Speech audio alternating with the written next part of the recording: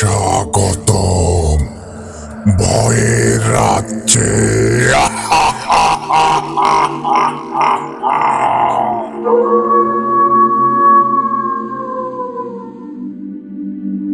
Hello guys, আসসালামু আলাইকুম and welcome to ভূত আড্ডা।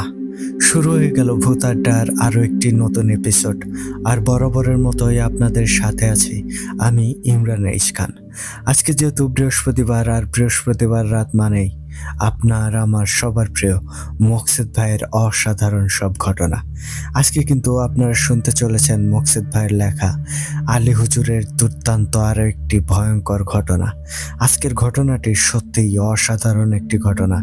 এই ঘটনায় একাধারে যেমন গ্রামের ফিলিংসগুলো পাবেন, সেই সাথে ভয়ঙ্করের লেভেলটাও উপভোগ করবেন। তো বেশি কথা বলে ঘটনার আমেজটা নষ্ট করতে চাচ্ছি না। মূল ঘটনায় যাওয়ার আগে আপনাদেরকে বলতে চাই, আপনারা যারা এখনও আমাদের চ্যানেলটিকে সাবস্ক্রাইব করেননি, দ্রুত সাবস্ক্রাইব করে ফেলুন এবং পাশে থাকা বেল আইকনটি অন করে রাখুন। এর ফলে আমাদের পরবর্তী সকল আপডেট সবার আগে আপনার কাছে পৌঁছে যাবে। আর আপনারাও যদি আমাদেরকে ঘটনা পাঠাতে চান, সেই ক্ষেত্রে আপনাদের কাছে দুইটি বই আছে। প্রথমত আপনারা সরাসরি আমাদেরকে হোয়াটসঅ্যাপে নক দিতে পারেন, আর আমাদের হোয়াটসঅ্যাপ নাম্বারটি আমাদের ডেসক্রিপশন বক্সে অথবা কমেন্ট বক্সে প্রিন্ট আপ করা আছে। এছাড়া আপনারা চাইলে কিন্তু আমাদেরকে ইমেলের মাধ্যমে ঘটনা পাঠাতে পারেন, আর আমাদের ইমেল অ্যাড্রেসটি হচ্ছে bhutadda.stories@gmail.com। আপনাদের জানা শোনা সেরা ভয়ঙ্কর ঘটনাগুলো আমাদেরকে লিখে কিংবা ভয়েস ক্লিপ আকারে পাঠিয়ে দিতে পারেন। তো এখন আর কথা বাড়াবো না, এবার সরাসরি চলে যাব মকসেদ ভাইয়ের লেখা আলী হুজুরের ঘটনায়।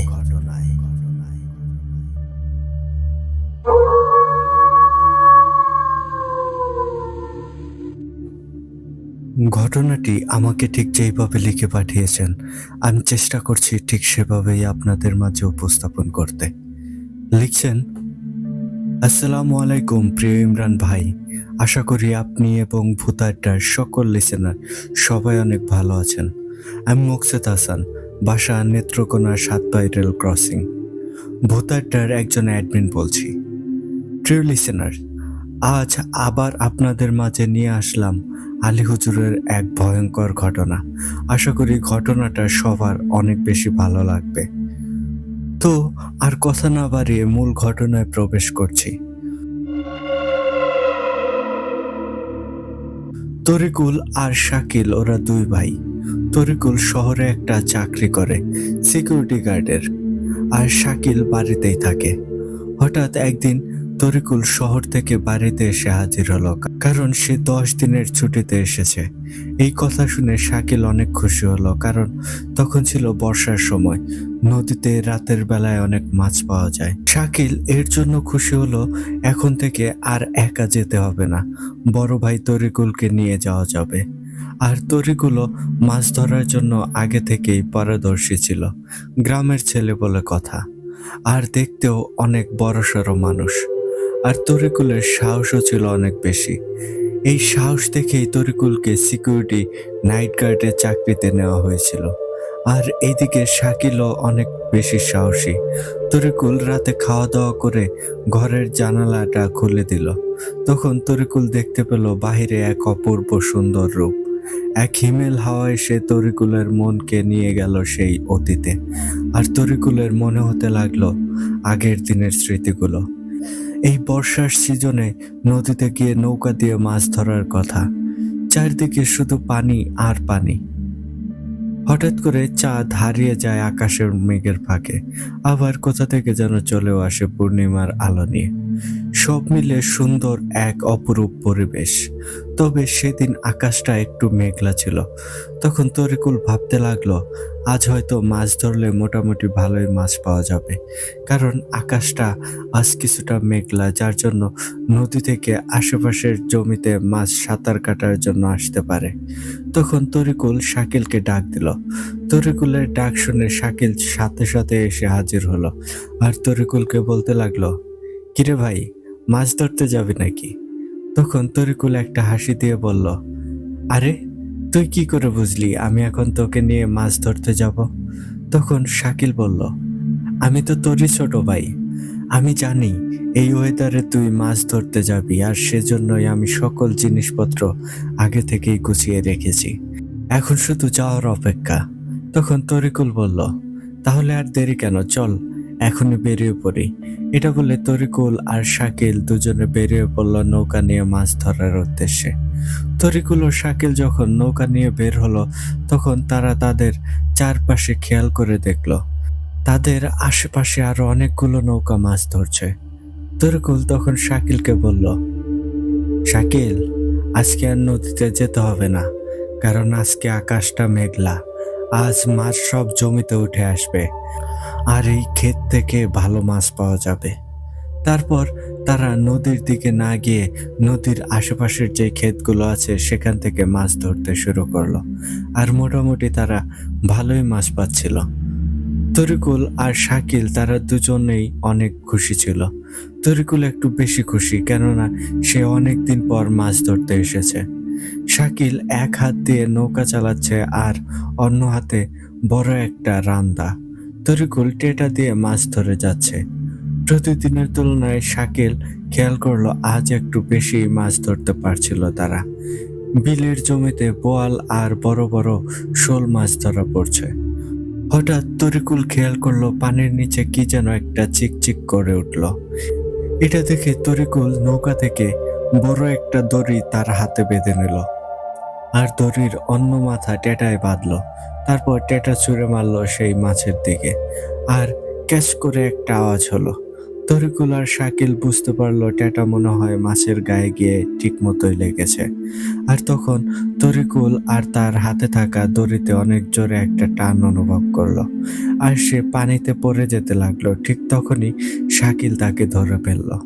তারপর তরিকুল তার হাত থেকে দড়িটা খুলে নৌকার একটা খাটে শক্ত করে বেঁধে দিল, আর অন্যদিকে শাকিল পানির উপর তার হাতে থাকা রান্দা দিয়ে সেই মাছটিকে কোপাতে লাগলো। কিন্তু মাছটা পানির গভীরে থাকার কারণে সে রান্দার কোপ মাছের শরীরে লাগছিল না, যার জন্য মাছটা দুর্বল হচ্ছিল না। আর ট্যাটার দড়িটা যেহেতু নৌকায় বাঁধা, সে কারণে মাছটা যেদিকে যাচ্ছে নৌকাটাও ঠিক সেই দিকেই যাচ্ছে। তরিকুল আর শাকিল ওরা দুইজন নৌকা বাইতে লাগলো, কিন্তু কিছুতেই সেই মাছটাকে আটকাতে পারছিল না। আর অন্যদিকে আকাশ থেকে ফোঁটা ফোঁটা ঝিরঝিরে বৃষ্টিও পড়ছে, কারণ তখন ছিল বর্ষার মৌসুম। তখন শাকিল খেয়াল করলো তাদের আশেপাশে যেই নৌকাগুলো ছিল সেই নৌকার হ্যারিকেনের আলোগুলো আর দেখাই যাচ্ছে না। তখন তারা বুঝতে পারলো মাছের পেছনে আসতে আসতে বিল থেকে হয়তো নদীর কাছাকাছি চলে এসেছে, আর এই নদীটা তুলনামূলকভাবে অনেক বড়। আর অন্যদিকে বর্ষার মৌসুম হওয়ার কারণে পানিও এখন অনেক বেড়ে গেছে, যার ফলে নদী তার পুরনো যৌবন ফিরে পেয়েছে। চারদিকে শুনশান, কোথাও কোনো কিছুই দেখা যাচ্ছে না, শুধু পানির থই থই শব্দ ভেসে আসছে। নিস্তব্ধ এক পরিবেশ, সব মিলে একটা ভয়ঙ্কর অবস্থা, ভয়ঙ্কর পরিস্থিতির জন্ম নিল। তখন শাকিল বলতে লাগলো, বড় ভাই, এই মাছের আশা বাদ দাও, নৌকা থেকে দড়িটা খুলে ফেলো। অনেক রাত হয়ে গেছে, আশেপাশেও কেউ নেই। চলো আমরা বিলের দিকে এগিয়ে যাই। আমরা তো এখন মাঝ নদীতে চলে এসেছি, আর নদীর স্রোতের উল্টো দিকে নৌকা চালিয়ে যেতে কিন্তু অনেক কষ্ট হবে, আর সময়ও লাগবে। তখন তরিকুল বলতে লাগলো, শাকিল রে, মাছটা কিন্তু বিশাল বড়। এই মাছ গ্রামে নিয়ে যেতে পারলে পুরা গ্রাম অল্প অল্প করে বিলিয়ে দিতেও পারবো, আর নিজেরাও অনেক মাছ খেতে পারবো। অনেক সময় তো হয়ে গেছে, মাছটাও কিছুটা দুর্বল হয়ে এসেছে, আর একটু অপেক্ষা করে দেখি। কিন্তু শাকিল ভয় পাচ্ছিল, অনেকটা রাত হয়ে গেছে, আর এদিকে স্রোতের উল্টো দিকে নৌকা বেয়ে যেতে হবে। স্রোতের উল্টো দিকে নৌকা বওয়া কিন্তু কোনো সাধারণ কথা না, অনেকটা সময় লেগে যাবে, আর শক্তিও খরচ হবে অনেক। তখন তরিকুল বলতে লাগলো, শাকিল, তুই একটা কাজ কর, তোর হাতে থাকা বড় দাওটা আমার হাতে দে। আমি পানিতে নেমে দাও দিয়ে মাছটাকে কুপিয়ে দুর্বল করে আসি, তাহলে সহজে মাছটাকে নৌকায় তুলতে পারবো। এই বলে তরিকুল পানিতে নেমে পড়লো আর দাও হাতে নিয়ে নিল। তারপর মাছটাকে এলোপাতাড়ি কোপাতে লাগলো, আর চারিদিকে পানির উপর রক্ত ভেসে উঠল। নদীর পানি যেন রক্তে লাল হয়ে গেল। চারিদিকে এত রক্ত দেখে তরিকুল আর শাকিল দুজনেই কিছুটা ভয় পেল, তবে এতটাও ভয় পায়নি যেটার জন্য তাদের সমস্যা হবে। তবে তাদের এটা মনে হচ্ছিল রক্ত অনেকটাই বেশি। একটা মাছের রক্ত এতটা কি করে হতে পারে? অন্যদিকে দাও দিয়ে কোপ দেওয়ার ফলে সেই মাছটা পানির ওপর ভেসে উঠল। তখন তারা দেখতে পেল এটা কি মাছ। আগে কিন্তু এটা বোঝা যাচ্ছিল না এটা কি মাছ, আসলে পানি বেশি হওয়ার কারণে। কিন্তু এবার যখন মাছটা পানির উপর ভেসে আসলো তখন দেখলো বিশাল বড় একটা বোয়াল মাছ। তরিকুল আর শাকিল দুই ভাই অবাক হয়ে গেল। এই নদীতে এত বড় বোয়াল মাছ কোথা থেকে আসলো? এই মাছ তো নৌকাতে ওঠানো কোনোভাবেই সম্ভব না, কারণ এই মাছ নৌকায় তুলতে গেলে নৌকায় ডুবে যাবে। তখন শাকিল বলল, বড় ভাই, মাস্টারে যেভাবে নৌকাতে বাঁধা আছে সেইভাবেই থাক, আর আমরা নৌকা বেয়ে বিলের দিকে যাই। সেখানে যদি কারো বড় নৌকা পাই তাহলে নৌকায় তুলে নেব। শাকিলের এই কথায় তরিকুল রাজি হলো আর বল মাছটা ভালো করে বেঁধে নিল। তারা দুজন মিলে একসাথে নৌকা বাইতে লাগলো। তরিকুল আর শাকিল অনেকটাই খুশি হলো মাছটা দেখে, কারণ নিজেরাও খাবে আর গ্রামের মানুষদেরকেও দিতে পারবে। তখন আবার ঝিরঝির বৃষ্টিটাও থেমে গেছে, তবে পানির কলকল আওয়াজ আর শীতল বাতাসটা ভালোই লাগছিল। হঠাৎ শাকিল আর তরিকুল দুইজন খেয়াল করলো তাদেরকে কে যেন পেছন থেকে ডাকছে, কিন্তু কোনো মানুষকে দেখা যাচ্ছে না। ঠিক তখন তরিকুল বিজলির আলোতে খেয়াল করলো ছোট্ট একটা নৌকা তাদের দিকেই ভেসে আসছে। একসময় নৌকাটা তাদের একদমই কাছাকাছি চলে আসে। তখন তরিকুল আর শাকিল দেখলো একটা লোক, বয়সটা আনুমানিক 35 থেকে 40 হবে, চুলগুলো বেশ বড় বড়। লোকটা তাদের নৌকার কাছে আসতেই তরিকুল আর শাকিল খেয়াল করলো কেমন একটা বাজে গন্ধ আসছে। ঠিক তখন লোকটা বলে উঠল, ভাই, আমারে নিয়ে যাও, আমি বিলের ওপারে যাব, কিন্তু রাস্তা ভুলে গেছি। একা একা এই নদীতে এপাশ ওপাশ যাচ্ছি, কিন্তু পথ খুঁজে পাচ্ছি না। তখন তরিকুল আর শাকিল ভাবলো, এই লোক তো আমাদের পাশের গ্রামে যাবে, তাহলে ওনারে আমাদের সাথে নিয়ে নেই। তিনজন মিলে অবশ্য নৌকা চালালে একটু কষ্টটাও কম হবে, আর তাড়াতাড়ি বাড়িতেও ফেরা যাবে। এই ভেবে সেই লোকটাকে নৌকায় তুলে নিল, আর সেই লোকের নৌকাটা তাদের নৌকার সাথে বেঁধে ফেললো। আর লোকটা গিয়ে নৌকার একদম মাঝখানে বসে গেল। দুই ভাই নৌকার দুই মাথায় আর অচেনা লোকটা নৌকার মাঝখানে। তখন লোকটা বলতে লাগলো, আজ তো দেখছি আপনারা ভালোই মাছ ধরছেন, মাছগুলোও দেখি বেশ বড় বড়। তখন তরিকুল বলল, জি ভাই, আজ ভালো মাছ ধরা পড়ছে, মাছ ধরতে ধরতে অনেক রাত হয়ে গেছে।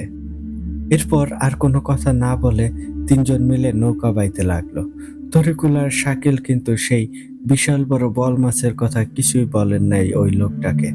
নৌকা বাইতে বাইতে নদী থেকে বের হয়ে বিলের মাঝামাঝি অথবা তার একটু বেশি চলে এসেছে। হঠাৎ তরিকুল আর শাকিল একটা আওয়াজ শুনতে পেল। তখন তরিকুল আর শাকিল দুজন নৌকার মাঝখানে তাকালো। সাথে সাথে দুইজন তো অবাক হয়ে গেল। দুই ভাই দেখতে পেল নৌকার মাঝখানে থাকা লোকটা এখন আর নৌকা বাইছে না, বইটা হাত থেকে ছেড়ে দিয়ে নৌকার মাঝখানে থাকা শোল মাছ আর বল মাছগুলোকে চিবিয়ে চিবিয়ে খাচ্ছে। খাওয়ার আওয়াজটা তারা শুনতে পেয়েছিল, কচকচ আওয়াজ করছিল। তখন সেই লোকটা গম্ভীর ভাষায় বলতে লাগলো, অনেক বড় ভুল করে ফেলেছিস।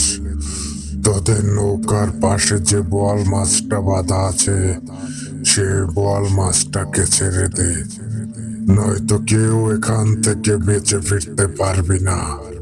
দুইটাকেই মেরে ফেলবো। এই দৃশ্য দেখে আর এই কথা শুনে শাকিল ও তরিকুল কিছুটা অবাক হয়ে গেল। তরিকুল তার পাশে থাকা রান্দাওটা শক্ত করে ধরলো আর শাকিল তার পাশে থাকা টেটাটা হাতে নিল, কারণ তখন তারা বুঝে গিয়েছিল ওরা পিশাচের খপ্পরে পড়েছে। এইদিকে তাদের এই দৃশ্য দেখে সেই লোকটা হো হো করে হেসে ফেলল আর বলতে লাগলো, এখনো সময় আছে, বল মাছটাকে ছেড়ে দে, সে আমার বড় ভাই, তাড়াতাড়ি আমার ভাইকে ছেড়ে দে। এই কথাগুলো বলছে আর নৌকাতে থাকা মাছগুলোকে চিবিয়ে চিবিয়ে খাচ্ছে। আর তাদের নৌকার আশেপাশের দুর্গন্ধটাও যেন আরো অনেকটা বেড়ে গেছে। তখন তরিকুল বলতে লাগলো, এত কষ্ট করে বল মাছটা ধরছি, তোর কথায় কি বল মাছটারে ছেড়ে দেব? তুই যেই হস না কেন, ভালোই ভালোই বলতাছি এখান থেকে চলে যা। আর আমাদের বড় বল মাছের প্রতি কোনো নজর দিস না। ঠিক তখন সেই লোকটা নৌকা থেকে উঠে দাঁড়ালো আর এগিয়ে যেতে লাগলো শাকিলের দিকে। তখন শাকিল তার মুখটা ঠিকভাবে দেখতে পেল। সেই অবয়বটার মুখ দেখতে ঠিক এমন ছিল। মুখটা শেয়ালের মুখের মতো, আর চোখে দুইটা হলুদ আলো জ্বলছে, আর কপালের মাঝখানে একটা শিং দেখা যাচ্ছে। সেই পিশাচটা যেই শাকিলের ওপর আঘাত করতে চাইলো, ঠিক তখন তরিকুল পিছন থেকে তার হাতে থাকা রান্দা দিয়ে এলোপাতাড়ি কোপাতে লাগলো।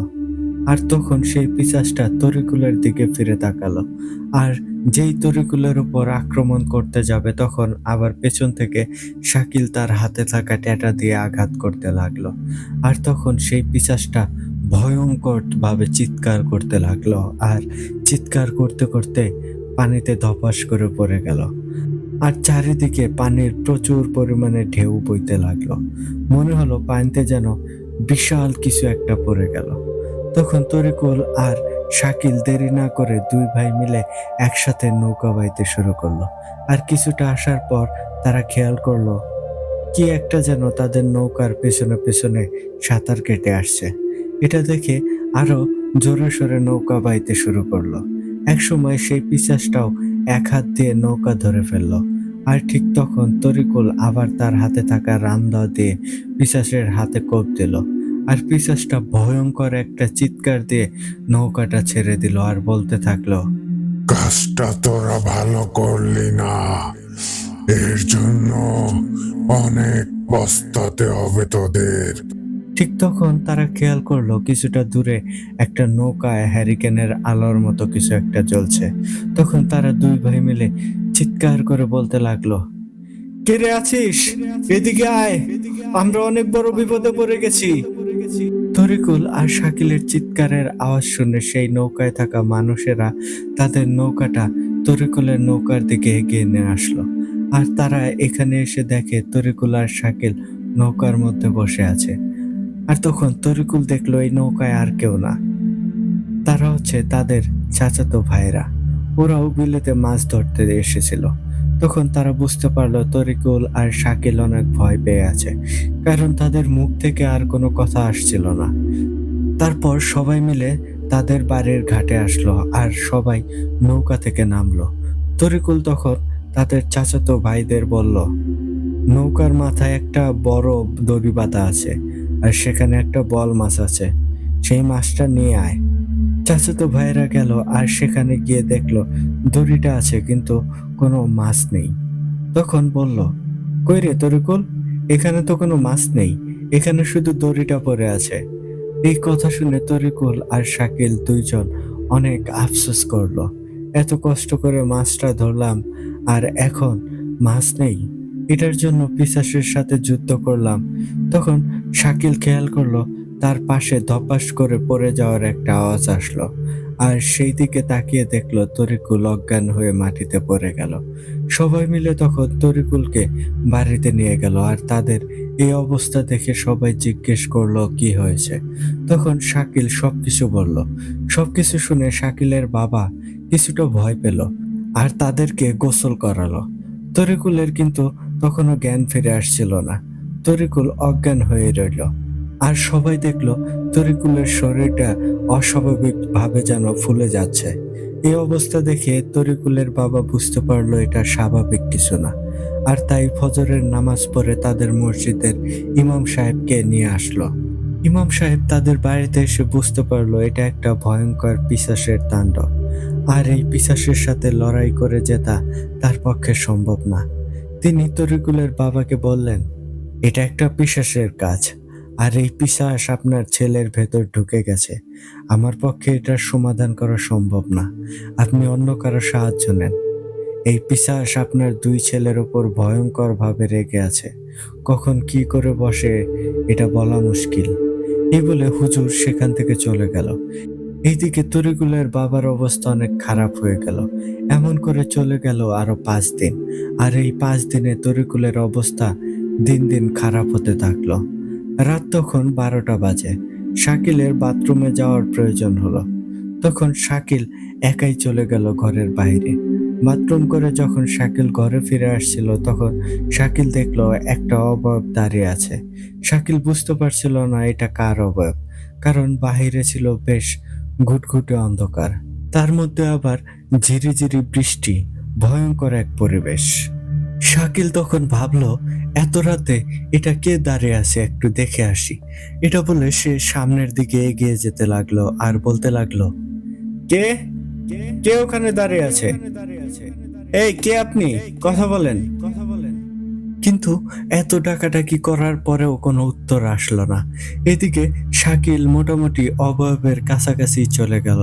আর কাছাকাছি যেতেই বিদ্যুৎ চমকানোর আলোতে দেখতে পেল এটা তো আর কেউ না, এটা হচ্ছে সেই পিশাচটা যেটাকে সেদিন তরিকুল আর শাকিল আঘাত করেছিল। তখন শাকিল অনেকটাই ভয় পেয়ে গেল। ঠিক তখন পিশাচটা বলতে লাগলো, তোদের বলেছিলাম আমার ভাইকে ছেড়ে দিতে, কিন্তু তোরা আমার কথা মানলি না, উল্টো আমার ওপর রামদা দিয়ে আঘাত করলি। আজ তোরে কে বাঁচাবে রে? আজ তো তোর মৃত্যু আমার হাতে। আজ আর তুই বেঁচে ফিরতে পারবি না। তোর মৃত্যু আমার ভাইয়ের মতোই হবে। শাকিল কি করবে বুঝতে পারছিল না। সেই পিশাচটা তার রাস্তা বন্ধ করে দাঁড়িয়ে আছে, যার জন্য শাকিল দৌড়ে তাদের ঘরেও যেতে পারছিল না। তখন শাকিল শরীরের সমস্ত শক্তি দিয়ে একটা চিৎকার দিল। আর শাকিলের এই চিৎকার শুনে তার বাবার ঘুম ভেঙে গেল। শুধু যে তার বাবার ঘুম ভাঙলো এমনটা না, আশেপাশের বাড়িরও অনেক মানুষের ঘুম ভেঙে গেল আর সবাই দৌড়ে আসলো।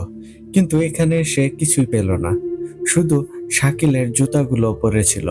তারপর সবাই মিলে শাকিলকে খোঁজাখুঁজি করতে শুরু করে দিল। সারা রাত খুঁজলো কিন্তু শাকিলকে কোথাও পেল না।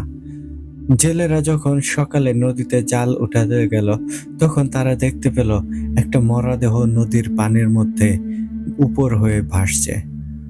যখন সেই দিকে নৌকাটা নিয়ে গেল তখন দেখলো এটা আর কেউ না, এটা হচ্ছে শাকিলের মরদেহ। আর মরদেহটা সেখানেই পাওয়া গেল যেখানে শাকিল আর তরিকুল সেই বল মাছটাকে ধরেছিল। এইভাবে শাকিলের মৃত্যু হয়ে গেল। এবার তরিকুলের বাবা তো আরো ভয় পেয়ে গেল। এক ছেলেকে হারিয়ে উনি এমনিতেই অনেক ভেঙে পড়েছে, এখন এই ছেলেকে হারাতে চান না। তাদের বাড়ি যেহেতু বিলের পাশে, তখন তরিকুলের বাবা ঘরের জানালা খুলে বাইরের চাঁদ দেখতে দেখতে কখন যে ঘুমিয়ে গেল। কিছুক্ষণ পর তিনি স্বপ্নে দেখতে লাগলো বিলের মাঝখানে লাল একটা আলো তার দিকে এগিয়ে আসছে। আলো যতটাই কাছাকাছি আসছে আর আস্তে আস্তে বড় হচ্ছে। যখন সেই অবয়বটা বিল থেকে তাদের উঠানে চলে আসলো তখন তিনি দেখলো লাল আলোটা থেকে একটা মানুষের রূপ নিল। ঠিক দেখতে এমন ছিল যেটা হলো ওর মুখটা কিছুটা কুকুরের মতো দেখতে, চোখ দুইটা যেন লাল আগুনের মতো জ্বলছে, আর কপালের মাঝখানে একটা লম্বা শিং, আর সেটা একদম লাল হয়ে আছে, যেমনটা লোহা পোড়ালে হয় ঠিক তেমন। তখন আবার তরিকুলের বাবা খেয়াল করলো সেই অবয়বের গা থেকে বাজে একটা গন্ধ আসছে, আর সেই অবয়বটার শরীর থেকে মাছের আষ্টে খসে খসে পড়ছে। তখন সেই অবয়বটা বলতে লাগলো, বাঁচবি না, তোরা কেউ বাঁচবি না। মাত্র তো একজনকে নিলাম, একে একে তোদের পরিবারের সব কয়টাকেই একেবারে শেষ করে দেব। এবার তোর বড় ছেলে তরিকুলকে শেষ করব। এটা বলে সেই অবয়বটা আস্তে আস্তে আবার বিলের দিকে চলে যেতে লাগলো। আর তখন তরিকুলের বাবা রফিক মিয়ার ঘুম ভেঙে গেল, আর রফিক মিয়া একটা চিৎকার দিয়ে ঘুম থেকে লাফ দিয়ে উঠে গেল। আর এইদিকে রফিক মিয়ার চিৎকার শুনে তার বউয়ের ঘুম ভেঙে গেল। উনি বললেন, কি হয়েছে আপনার? আরে এত গন্ধ আসছে কোথা থেকে? তখন রফিক মিয়া তার বউকে সবকিছু খুলে বলল আর বাইরে গেল দেখার জন্য। বাইরে গিয়ে দেখলো যেখানে সেই অভাবটা দাঁড়িয়ে ছিল সেখানে অনেকগুলো মাছের আইসটা পড়ে আছে, আর এই বাজে দুর্গন্ধটা সেখান থেকেই ছড়াচ্ছে। তখন রফিক মিয়া বুঝতে পারলো এটা তার কোনো স্বপ্ন ছিল না, এটা বাস্তব ছিল। তখন তিনি আরো ভয় পেতে লাগলেন। অন্যদিকে তরিকুল তো সারাদিন বোবার মতো বসে আছে, আর হঠাৎ করেই ভয়ঙ্কর ভাবে যা ইচ্ছা তাই বলতে থাকে আর সবাইকে গালমন্দ করতে থাকে। কিন্তু এইবার আর তরিকুল গালমন্দ না, এবার তরিকুল তার ঘর থেকে ভয়ঙ্কর ভাবে বলতে লাগলো, এটা কোনো স্বপ্ন ছিল না রে রফিক, এটা সম্পূর্ণই সত্যি ছিল। তোরা কেউ বাঁচতে পারবি না, তোদের সব কয়টাকে শেষ করে দেব, কাউকে বাঁচতে দেব না। এখন তোর এই ছেলেকে নিয়ে যাচ্ছি। এটা বলে তরিকুল সেখানেই অজ্ঞান হয়ে গেল। সারা রাত তরিকুলের মাথায় পানি দেওয়া হলো, কিন্তু তরিকুলের জ্ঞান ফিরল না। সবাই ভাবলো তরিকুল হয়তো মারা গেছে। রাত শেষ হয়ে সকাল থেকে দুপুর গড়ালো, কিন্তু তরিকুলের তো জ্ঞান ফিরছে না। তখন তরিকুলের বাবা রফিক মিয়া চলে গেলেন আবারও সেই হুজুরের কাছে, আর হুজুরকে গিয়ে সবকিছু খুলে বললেন। হুজুর তখন রফিক মিয়ার সাথে তার বাড়িতে আসলেন, আর তরিকুলকে দেখে আফসোস করতে লাগলেন আর বলতে লাগলেন, হায় আল্লাহ, এই ছেলেটাকে তো প্রায় শেষ করেই ফেলেছে। তবে এই ছেলে এখনো মারা যায়নি, কিন্তু এর জ্ঞান ফিরিয়ে না আনতে পারলে সে মারা যাবে। কিন্তু আমার পক্ষে ওনার জ্ঞান ফিরিয়ে আনা সম্ভব না। তখন রফিক মিয়া কান্না করতে করতে বলতে লাগলো, কিভাবে তরিকুলের জ্ঞান ফেরানো যাবে? উপায় বলে দেন হুজুর। তখন হুজুর বলল, এখন আর দেরি করা যাবে না, আপনি রেডি হয়ে যান আর তরিকুলকে আমার সাথে নিয়ে চলেন। তখনকার দিনে তো আর অটো, সিএনজি বা এইসব ছিল না, তাই নৌকা করে তরিকুলকে নিয়ে গেল একটা মাদ্রাসায়। আর সেখানে গিয়ে দেখলো একজন হুজুর ছাত্রদেরকে নিয়ে গল্প বলছে। ইমাম সাহেব গিয়ে সেই হুজুরকে সালাম দিল আর বলতে লাগলো, আসসালামু আলাইকুম আলী। আলী হুজুর তখন দেখলো এই ইমাম হচ্ছে তার ছোটকালের বন্ধু। ওনারা দুইজন একই মাদ্রাসায় পড়াশোনা করেছে। অনেকদিন পর আলী হুজুর তার বন্ধুকে দেখে কিছুটা খুশি হলেন, কিন্তু তার বন্ধুর মুখে কোনো হাসি ছিল না। আলী হুজুর তখন বলতে লাগলো, কিরে, তুই এতদিন পর আমার কাছে আসলি, কই একটু হাসি খুশিতে থাকবি, কিন্তু সেটা না করে মুখটা এমন অন্ধকার করে রাখলে কেন? তখন ইমাম সাহেব বলতে লাগলো, আলী, আমি একটা সমস্যা নিয়ে তোর কাছে আইছি। আমি জানি এই সমস্যার সমাধান একমাত্র তুই দিতে পারবি। আমাকে সাহায্য কর আলী, একটা পরিবার আজ প্রায় শেষের দিকে। তখন আলী হুজুর বলল, কি সমস্যা, আমারে খুলে বল। তখন ইমাম সাহেব রফিক মিয়াকে ডাক দিল, আর রফিক মিয়া তরিকুলের অজ্ঞান দেহটা নিয়ে মাদ্রাসায় ঢুকলেন। আলী হুজুর তরিকুলকে দেখে বলতে লাগলো, এই ছেলের আবার কি হয়েছে? তখন ইমাম সাহেব বলল, আলী, এই ছেলের জন্যই তোর কাছে আসছি। এই পরিবারটা প্রায় শেষের দিকে, এর এক ছেলে মারা গেছে, আর এই ছেলেটা আজ 2 দিন ধরে অজ্ঞান হয়ে আছে। এমন করে যদি অজ্ঞান হয়ে থাকে তাহলে তো আর বাঁচানো সম্ভব হবে না। তখন আলী হুজুর বলল, ঠিক আছে, আমি দেখছি কি হয়েছে ওর। তুই একটা কাজ কর, এই ছেলেকে আমার অফিস ঘরে নিয়ে শুইয়ে দে।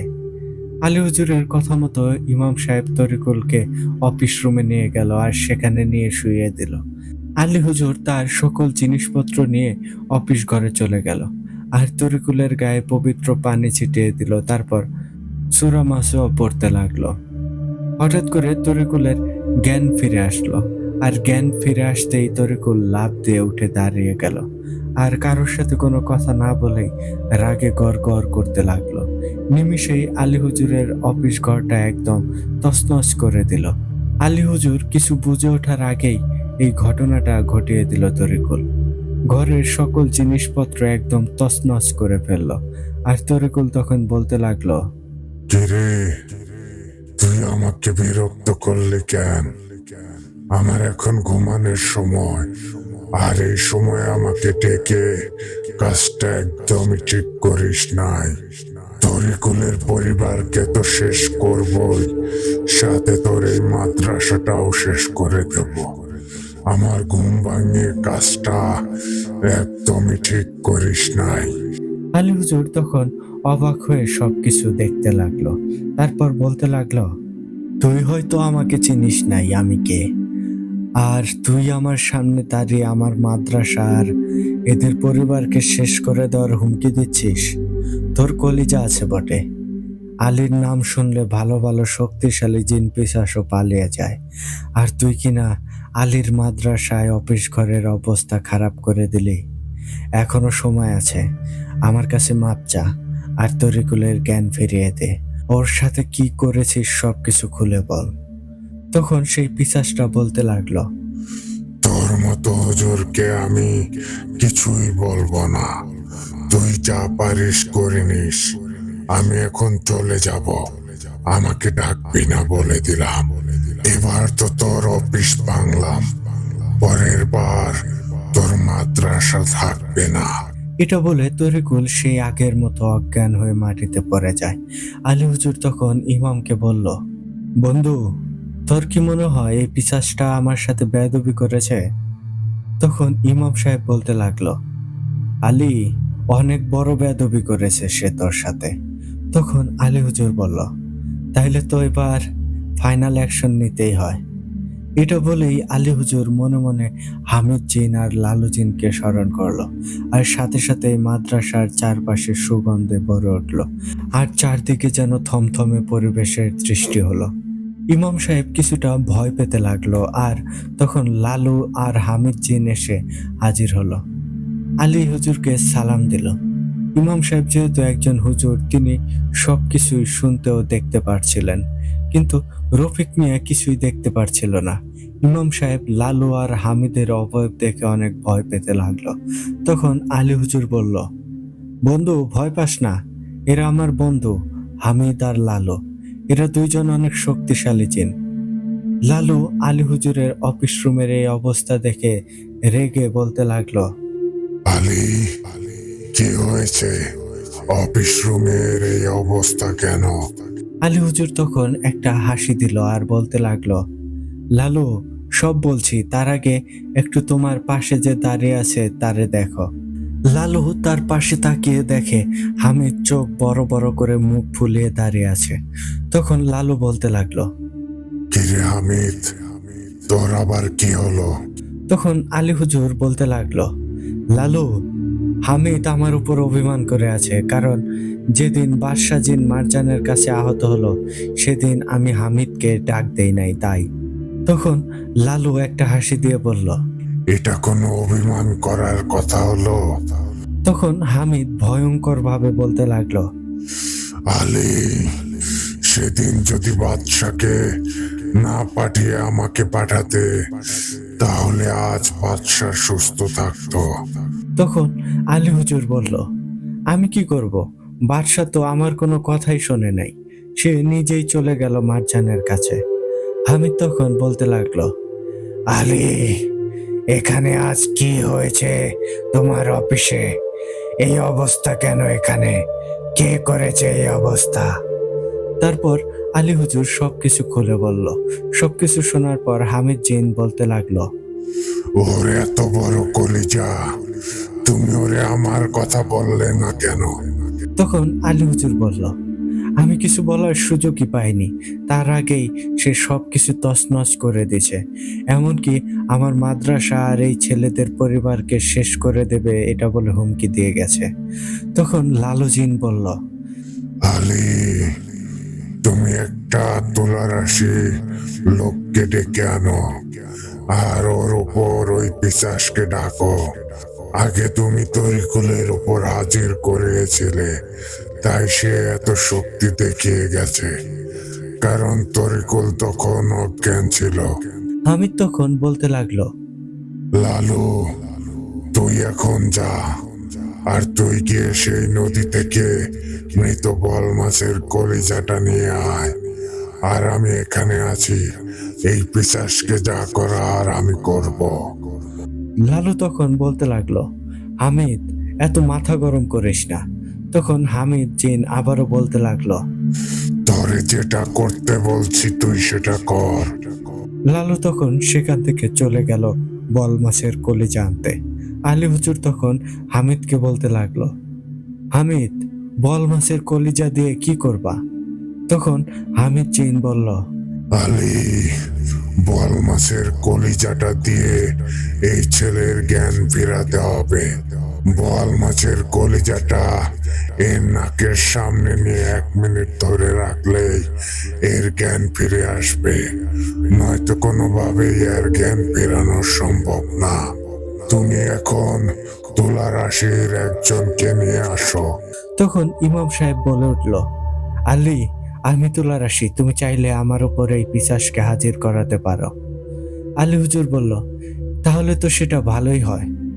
এটা বলে ইমাম সাহেবকে আলী হুজুরের সামনে বসতে বলল, আর ইমাম সাহেব আলী হুজুরের সামনে এসে বসে গেল।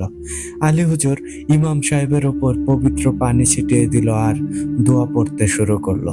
1 মিনিট পর হুজুরের চোখ বড় বড় করে আলী হুজুরের দিকে তাকালো আর ভয়ঙ্কর ভাবে বলতে লাগলো, আলী, কুত্তার বাচ্চা, তুই আমার বিরক্ত করলি, এবার আর তোর রক্ষা নাই। এটা বলে ইমাম সাহেব যেই আলী হুজুরের গায়ে ঝাঁপিয়ে পড়তে যাবে, ঠিক তখন হামিদ জিন বলতে লাগলো, কিরে, তোর সাহস তো কম না, তুই আমার বন্ধু আলীর উপর আক্রমণ করবি, তাও আবার আমি এখানে উপস্থিত থাকা অবস্থায়। হামিদের এই কথা শুনে সেই পিশাচটা হামিদের দিকে তাকালো। হামিদকে দেখে পিশাচটা বলতে লাগলো। আপনি এখানে কেন? তখন হামিদ জিন বলতে লাগলো, আমাকে তো তুই এখানে আসতে বাধ্য করলি। তুই তো ভালো করে জানিস আমি যেখানে যাই সেখানে সবকিছু তছনছ করে দেয়, আর কেউ জীবিত ফিরতে পারে না।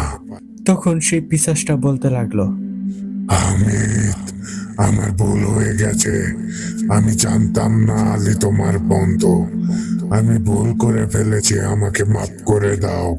আমার বড় ভাইকে মেরে ফেলেছে এরা 2 ভাই। আমি আমার ভাইকে নিতে এসেছিলাম, এরা আমার উপরও আক্রমণ করেছে, তাই আমি প্রতিশোধ নিতে এসেছি। তখন হামিদ জিন বলতে লাগলো, এরা 2 ভাইও তো ভুল করেই তোর ভাইকে মারছিল। তুই কি এদের ক্ষমা করেছিস? শাকিলকে তো মেরেই ফেলেছিস, এবার তোর মৃত্যু আর কেউ আটকাতে পারবে না। ঠিক তখন লালু জিন এসে হাজির হলো বল মাছের কলিজাটা নিয়ে। লালুকে দেখে পিশাচ জিনটা আরো ভয় পেতে লাগলো।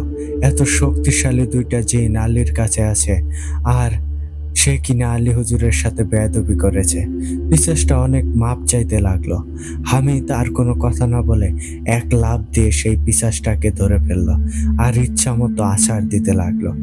লালু বলতে লাগলো, হামিদ, ছেড়ে দে, ওরে মেরে আর কি হবে? তখন হামিদ বলল, ঠিক আছে, ছেড়ে দিচ্ছি। এটা বলে পিশাচটার মাথা ধরে একটা হ্যাঁচকা টান দিয়ে 2 ভাগ করে দিল। তখন লালু বলতে লাগলো, হামিদ, তুই আর ভালো হইলি না, শেষমেশ মেরেই ফেললি। তখন হামিদ জিন বলল, আলীর সাথে বেয়াদবি, এটা আমি মানতে পারবো না। তখন হামিদ আলী হুজুরকে বলল, আলী, এই মাছের কলিজাটা তরিকুলের নাকের কাছে নিয়ে শুকিয়ে দিও। কিছুক্ষণের মধ্যেই তরিকুলের জ্ঞান ফিরে আসবে। এটা বলে হামিদ আর লালু জিন চলে গেল। ইমাম সাহেব আর তরিকুল অজ্ঞান হয়ে পড়ে রইল। আলী হুজুর প্রথমে ইমাম সাহেবের জ্ঞান ফিরিয়ে আনলো, তারপর মাছের কলিজাটা ইমাম সাহেবকে দিয়ে বলল, বন্ধু, এই কলিজাটা তরিকুলকে শুকিয়ে দে, তাহলে তরিকুলের জ্ঞান ফিরে আসবে। আলী হুজুরের কথা মতো ইমাম সাহেব সেটাই করলো, আর কিছুক্ষণের মধ্যেই তরিকুলের জ্ঞান ফিরে আসলো। তখন ইমাম সাহেব বলতে লাগলো, আলী, আমি জানতাম তোর কাছে শক্তিশালী জিন আছে, আজ নিজের চোখে দেখলাম তোর কাছে যারা আছে এরা শক্তিশালী না, এরা মহা শক্তিশালী।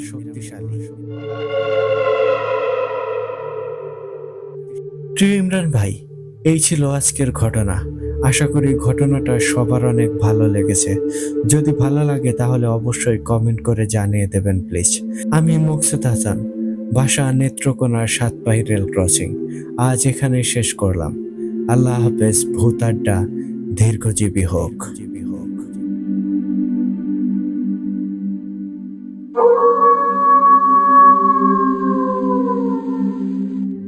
ধন্যবাদ মকসুদ ভাই, এত সুন্দর করে আলী হুজুরের আরো একটা মাস্টারপিস ঘটনা আমাদের সাথে শেয়ার করার জন্য।